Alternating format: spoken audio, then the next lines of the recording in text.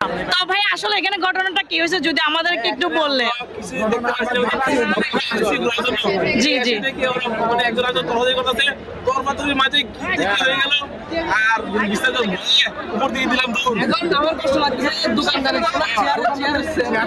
দোকানদারের অনেক ক্ষতিপূরণ হয়েছে এটাই।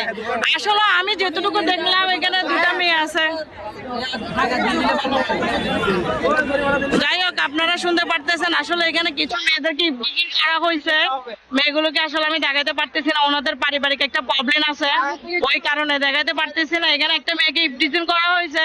ওনার হাজবেন্ড যখন কথা বলছে ওনাদের গায়ে হাত তোলা হয়েছে কিছু ছেলেরা। ওনারা কিন্তু কোথায় চলে গেছে কেউ জানে না, ওনাদেরকে ধরানোর চেষ্টা করতেছে। আসলে এখানে পর্যন্ত এত বড় ঘটনা ঘটে গেছে তবু পর্যন্ত এখনো পর্যন্ত প্রশাসন মানুষ আসে নাই। আমি বুঝি না এখানে কি ধরনের। তো আপনারা আমি আপনাদেরকে একটু করে জুম করে দেখানোর চেষ্টা করতেছি। আসলে মেয়েগুলো পারিবারিক প্রবলেম আছে, আমি ওদের মুখ আসলে দেখাতে পারতেছি না, তবুও যেটুকু পারছি অতটুকু আপনাদেরকে ধরাবার চেষ্টা করতেছি। নতুন কোনো নিউজ যদি পেতে চান আমাদের চ্যানেলের উপরে চোখ রাখুন আপনারা সবাই। তো আপনারা দেখতেছেন জিআরবিতে অনেক বড় একটা ঘটনা ঘটে গেছে। এখানে বলতেছে যে একটা মেয়েকে ইফটিজিং করা হয়েছে, অন্যান্য বাকি মানুষেরা বলতেছে কোনো মেয়েকে ইফটিজিং করা হয় নাই। তবুও 4-5 জন এখানে কিছু লোক ছেলেরা ধরে একটা মেয়েকে খুবই পিটছে।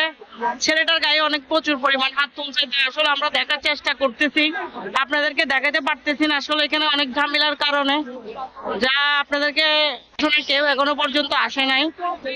আসলে এখানে প্রচুর মানুষ, ঢুকার কোনো কায়দা নাই, তবু আমরা যেটুকু পারছি অতটুকু আপনাদেরকে দেখানোর চেষ্টা করতেছি।